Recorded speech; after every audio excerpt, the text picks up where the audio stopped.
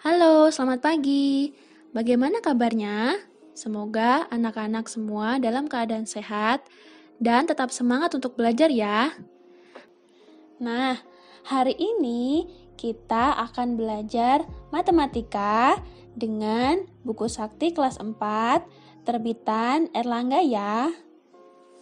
Materi yang akan kita pelajari saat ini yaitu tentang hubungan antar garis. Sebelum membicarakan jauh tentang hubungan antar garis, alangkah baiknya kita mengetahui apa itu garis. Garis adalah kumpulan titik-titik yang berkesinambungan dan beraturan. Pada gambar, bahwa titik-titik yang jumlahnya sedikit, jika diperbanyak akan mendekat dan membentuk sebuah garis. Selain itu juga kita dapat perlu mengetahui jenis-jenis garis. Di antaranya, garis lurus, sinar garis, dan ruas garis. Yang pertama, garis lurus.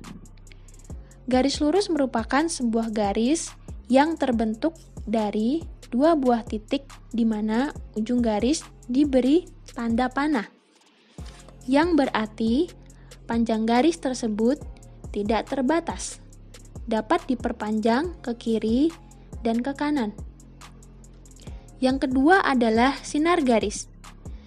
Sinar garis merupakan garis yang berawal pada sebuah titik dan berakhir dengan sebuah panah, yang artinya arah panah tersebut dapat diperpanjang sampai tak terhingga.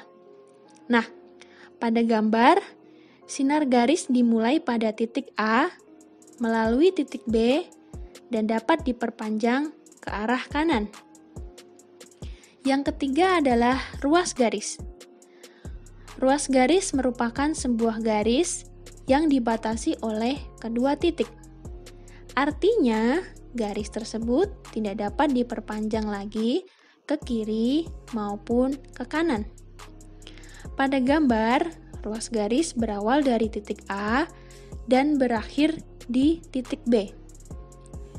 Kemudian ada lagi yang disebut dengan garis vertikal dan garis horizontal. Garis vertikal adalah garis yang tegak lurus. Contohnya adalah pohon bambu. Sedangkan berikutnya adalah garis horizontal. Garis horizontal yaitu garis yang mendatar. Contohnya adalah senar gitar. Nah, kita sudah belajar tentang apa itu garis dan jenis-jenis garis. Selanjutnya, kita akan belajar tentang hubungan antar dua garis. Yang pertama adalah hubungan garis sejajar. Garis dikatakan sejajar apabila kedudukan garis-garis tersebut tidak berpotongan walaupun diperpanjang sampai tak hingga. Contohnya garis M dan garis N merupakan dua contoh garis yang sejajar. Garis sejajar dapat kita temukan dalam kehidupan sehari-hari. Contohnya adalah garis sejajar pada kabel listrik. Selanjutnya adalah garis berpotongan. Garis dikatakan berpotongan apabila garis tersebut terletak di satu bidang datar dan berpotongan di salah satu titiknya. Garis X dan garis Y dikatakan berpotongan di titik T. Garis berpotongan dapat kita temukan dalam kehidupan sehari-hari. Contohnya adalah rangka bangunan. Kemudian ada lagi model garis yang berpotongan. Contohnya, sebuah garis A akan berpotongan dengan garis B di titik O. Dan titik O ini membentuk sudut siku-siku. Jika kamu menemukan gambar seperti itu, maka hubungan antara A dan B disebut berpotongan tegak lurus. Siku-siku memiliki sudut yaitu 90 derajat. Contoh garis berpotongan tegak lurus dapat kita temukan pada rambu jalan. Yang berikutnya adalah garis berimpit. Garis dikatakan berimpit apabila terletak pada satu garis lurus, sehingga akan terlihat seperti satu garis. Contohnya garis K dan garis L. Garis K dan garis L merupakan dua garis yang berimpit. Garis berimpit dapat kita temukan dalam kehidupan sehari-hari. Contohnya, ketika kita memperhatikan jam dinding pada pukul 12 tepat, maka jarum jam akan berhimpit, yaitu jarum panjang dan jarum pendek berimpit pada angka 12 atau berada dalam satu garis. Nah, setelah kita mengetahui hubungan dua garis, kita akan belajar dua garis yang sejajar yang berpotongan dengan garis lain. Perhatikan gambar berikut ya.